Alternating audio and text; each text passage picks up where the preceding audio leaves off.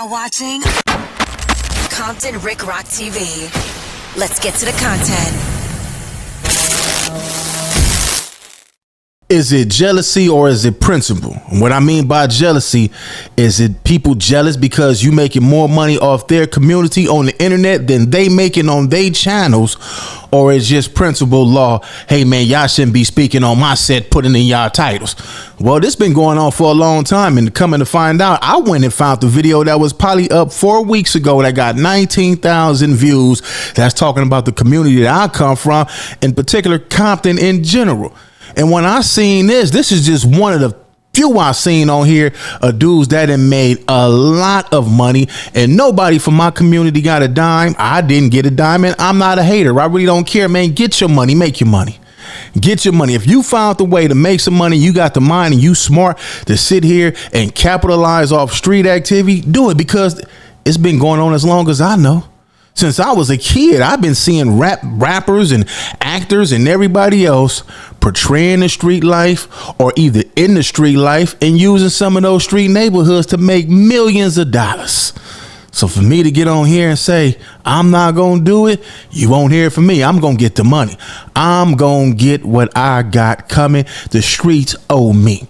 Yeah, the streets owe me. I need to be compensated for all the crazy and dumb stuff I done did in the streets. The streets owe me. And if this how I'm going to get my money in return from the streets, because ain't no retirement plan in the streets. Yeah, y'all going to give it to me. So we're going to get to this content, man. This is Boys in the Hood TV. They even got the Boys in the Hood TV. And this one is ATF Compton Crips versus Nutty Block Compton Crips and CV70, the Deadly War. So we're going to get to this content. But before we do that, man, y'all like, comment, share, and subscribe to the channel. I'm finna take y'all to Compton, the CPT. Let's go. Yeah, this is one of them ones, man. We gonna take y'all to the CPT with Boys in the Hood TV. Let's go. I'm Lil Debo from Compton, AB. Can see, I got something for you. Acacia Town Farm. Welcome to Boys in the Hood TV. Today we tapping in the streets of Compton, and we're gonna be talking about the ATF Compton Crips versus the Nutty Block Compton Crips and other rival hoods like CV70. We're going to be discussing all cases involving the ATF alliances, which includes the Acacia Block Compton Crips, the Farm Dog Compton Crips, and the Spooktown Compton Crips. Now, the Acacia Block Compton Crips are a predominantly African-American street gang from the west side of Compton. Named after Acacia Avenue, they formed back in the 1970s between West Alondro Boulevard and Greenleaf Boulevard. Now, directly to the east of them are the Spooktown Crips, and they hood also stretched from Alondro to Artista Boulevard. And also on the opposite side. Hold up, man. It's Artesia Boulevard, man. We're going to correct some of these words. Some of these words ain't spelled right. Maybe he did it on purpose. Maybe, I don't know if this AI or not, but I know one thing. I like the channel. I just came across it. But we're going to correct everything that's wrong, except the criminal activity part. Let's get to it. Of Acacia Block Compton Crips is Farm Dog Compton Crips. But eventually all three of these hoods will come together and make up ATF, which stands for Acacia Town Farm. Now the ATF, they mainly beef with the Nutty Block Crips, CV70, Santana Block, and many other sets. Oh, they don't beef with no Santana blocks. They don't beef with the Santanas, man. But on the flip side, they all cool with the neighborhood Compton Crips, Kelly Park Compton Crips, and the Grape Street Crips. Now, as we head into the 90s, the violence in Compton was at an all-time high, and the ATF alliance was deep in this beef. CV70 and the ATF was going back and forth with lots of tit-for-tat shootings, and there was a lot of bloodshed going. I just seen my homeboy from CV70, man, my homeboy Epi, man. We went to school together, man. Robert F. Kennedy, man. And this is my era, the 1990s, man. This is when I came up as a kid, late 80s, 90s. And yeah, I seen my homeboy from CV70 up in here, man. It's crazy.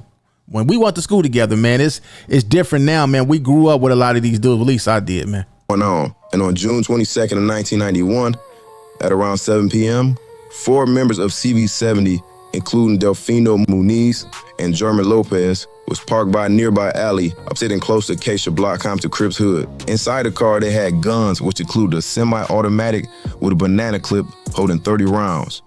Allegedly, just days before this incident, Acacia Block was responsible for taking the life of a fellow CV70 member, so Muniz and German Lopez was looking for some payback. But little did they know, LAPD officers was nearby and had spotted their vehicle near the alley. LAPD officers would roll up on the CV70 members and immediately demand them to step out of the vehicle. CV70 member named Muniz would tell police officers that they had planned on doing a drive-by shooting on the Acacia Block simply out of revenge for their homeboy's death. But eventually, both Muniz and Lopez will be charged and will be sentenced and convicted on all charges. Now, while the ATF alliance was beefing with CV70, a beef with the Nutty Block Compton Crips would also kick off. Now, in the early 90s, the Nutty Block Compton Crips was accused of killing an OG member by the name of Big G Ray from Acacia Block. I remember it was summertime. One of my homies got killed. Big G Ray got killed on Caldwell in Wilmington. In the gang world, you always blame where a person got found at. Let's stop there. Now, the crazy part about all this is, you know, the community got accused for, but at the same time, man, didn't have nothing to do with this, man. But like they say, when stuff happen in certain areas, quite naturally, you're going to say, them guys did it. That's just how this gang go, man. But actually, that's still our hood. That's the borderline, because across the street is Nutty Block. We blame Nutty Block for doing it. Now, a few years later, in June 1994, two CV70 members, Boxer and Bull, will be gunned down by ATF members. On this particular day, it was in June of 1994, CV70, their name was Boxer and Bull. 11 o'clock in the morning, and they came over to this street right here. They used to have mailboxes right down here. So they pulled up alongside the mailbox because they were going to drop some letters off to the homies in prison, right? They're being followed by some ATF gang members. There was a van, and there was four of them in there. Were armed, one with a AK-47 and the other one with a 9mm of some sort. And one of the guys gets out of point-blank range with the assault rifle, empties his clip, while the other guy, he's shooting out of the car at these guys. It was just a bloody mess. Brain matter was on the windshield and parts of the skull was in the street. Now, at this point in time, the ATF members are in deep beef on both sides with CV70 and the Nutty Block Compton Crips. And a known member by the name of Pooh of Acacia Block would suffer a very big loss with his older brother by the name of Derek Watkins. My homies rolled up, told him, like, you know, don't be on the corner. You know what happened last night. My brother's exact word. The niggas know where I'm from. I ain't from over here. I'm from Car. All right, man. A lot of people always ask me, man, why you, I know y'all tired of me stopping, but why you wear these glasses, man? This is the style, man. I grew up in that time, in that era when we used to wear our lokes, man. I had a fresh pair. I lost them at the Snoop Dogg party, man. But this is where it come from, man. This is why I wear my glasses to this day. I've been wearing them for years from jail. I wear them at nighttime when I was on the yard in jail. So yeah. Park. My boy gave him a pistol and an extra clip. He drove off. I heard the shots, but I'm looking. I don't see nothing. So when I seen him run, he jumped the gate. Shot. I ran out and he was shot in the neck. As the ATF war with CV70 continued, the war with the Nutty Block Crips would heat up also. On August 2nd, 1995, a 13-year-old member by the name of Nero Pounds from Spooktown Compton Crips was talking to a friend in a Cadillac. As he was standing there, suddenly a brown car driven by Nutty Block Compton Crips would pull up. In the passenger seat was a man by the name of Lamont Shepard. As they approached the Cadillac, Lamont leaned out the passenger window and started shooting. Nero Pound of Spooktown was hit multiple times, and he would die at the scene right in front of his mother. Shepard from Nutty Block Crip was ultimately identified and arrested for this murder, but while locked up, he would write letters to Nero Pound's mother named Rose, who saw the shooting and threatened her that if she identified him, that she would be killed. And ultimately, Rose will refuse to testify in this case, and ultimately all charges will be dropped due to lack of evidence. But all right, so as y'all can see, they reading this. I guess this is public record where they reading all this information from. This is how they able to put these stories together, because I'm quite sure they wasn't there when a lot of this stuff transpired. So the only thing they know is stuff that you can go down there and pay for and read. But what I want to say about all this stuff is we not here to open up old wounds or, you know, remind people of what happened in the past, because you can't take it away. Everything that happened. Thousands of lives has been lost. There's nothing we could do about the past, but it's something that we could do about the future going forward. And it's for the people that want it. Everybody might not want change, but you know, the people that want it, they gonna change on their own, and whoever gonna change, they just gonna change for the better of themselves, their family, kids, and so forth. But we're not here to open up old wounds and remind people, because this stuff, I found this on the internet. It's a whole lot of this stuff on the internet. Who puts it on here? Why is it put on here? Like I say, everybody gonna make their money. That's the main reason why a lot of this stuff on here, but it's people lives and people that went through tragic moments in their lives that's on the internet for profit. Let's go. Years later, after being arrested again, Shepard from Nutty Block would actually admit to detectives that he was the one that actually killed and murdered Spooktown member Pound back in 1995. And after years had gone by, eventually he will be sentenced to 29 years to life for the murder of the 13-year-old Spooktown member, Nero Pound. Now, as I always say in my videos, when it comes to war, it is always casualties, but most of the time, it's the innocent victims who lose their lives. Now, months later, in 1995, all hell would break loose. On Saturday, December 2nd, 1995, ATF members will be holding a meeting after Renika Jones, the girlfriend of Alfred Shallowhorn of Spooktown, was gunned down earlier that day on the 200 block of West Caldwell Street in Spooktown's hood. At around 8 p.m., Shallowhorn and Cortez Elliott and other members of ATF would ride down the 1004 block into White Street through Nutty Block's hood in a yellow Cadillac. I remember this like this was yesterday. I was 15 years old, 1995. 15 years old, man, on my way to turning 16. Remember this like this was yesterday, man.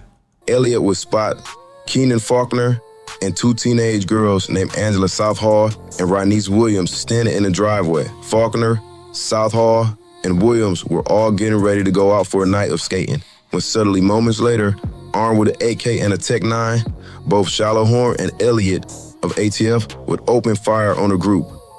All three were hit, but Southall and Williams, the two teenage girls, were fatally wounded and would die at the scene. Faulkner would later die at the hospital from his injuries. Not long after this, Shallowhorn and Elliott would be arrested for this shooting, and both would be convicted and sentenced to life without parole. Now, as the years went on, the war between ATF and Nutty Block and CV70 continued on into the 2000s.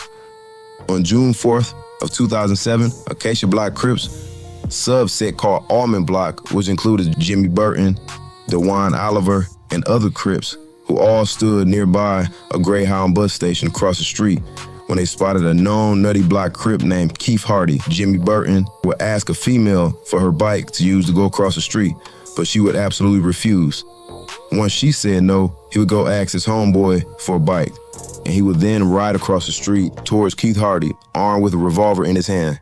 Hardy of Nutty Block saw Jimmy on the bike coming towards him, and they would exchange words. Moments later, Jimmy would pull out the strap and start shooting. As Hardy tried to flee the scene, he was hit multiple times. Multiple witnesses would identify Jimmy Burton as the shooter, and he eventually would be arrested and found guilty of second-degree murder and sentenced to 15 years to life in prison. Now, as the years go on January 2012, two Acacia Block Crips named Corey Coleman and Darius Oliver drove down South White Avenue, and Oliver spotted a Nutty Block Crip member by the name of Barry Denman, who was parked across the street from Longfellow Elementary School. Denman was there to pick up his little brother, as he always did, at around 3 p.m. The Acacia Block Crips would immediately pull up next to Denman's car. As Coleman hung out the side of the window, he would start shooting into Denman's car. But amazingly, Denman was able to run out the passenger side of the car without being hit by the gunfire. Now, the Acacia Block Crips not being aware, there was a sheriff patrol car parked next to two buses who had spotted the Acacia Block Crips car directly after the shooting and chased them as they drove away in their Lexus. The Block Crips would eventually pull over and give up and surrender to the police officers, and they would be arrested. Both Coleman and Oliver were found guilty and convicted of attempted murder and sentenced to 40 years to life in prison. It seemed like everybody that didn't got caught end up with the same results: life in prison or death. This is what come with the streets. We all know this. So this is why when we see dudes on here who lose their life, everybody act like it's just, oh, everybody wants to cry and mourn and get on here. No, man, this is what, this is what you signed up for when you become part of the lifestyle. So when it happened, just pour out some liquor like they used to do for the homies. And, that's just what it is, man. It's a lot that come with it. We only gonna talk about what this video is talking about. These are all transcripts that they reading, which is public record. We're gonna just talk about this, man. We ain't gonna identify who's these people. They already doing a good job at identifying them in here, making money off of it. I can't get mad at these people. I'm looking at these people like, man, these dudes are smart, man. They getting their money. These are some smart dudes that go do their research and get this stuff and make content out of it. On July 25th, 2013, Oh, man. known ATF member by the name of Brian. I'm gonna stop it right there, man. This one right here is too personal for me. So y'all go on over here, man, to Boys in the Hood TV. This is his channel. And y'all go over there and watch the rest of this, man. He got about 6 videos up. 1, 2, 3, 4, 5, 6. Leave y'all thoughts in the comment section, man. It's Compton Rick Rock with Compton Rick Rock TV. I'll catch all of y'all on the next one. Like, comment, share, and subscribe to the channel, Compton Rick Rock TV. Also, hit that notification bell and catch every video when I drop.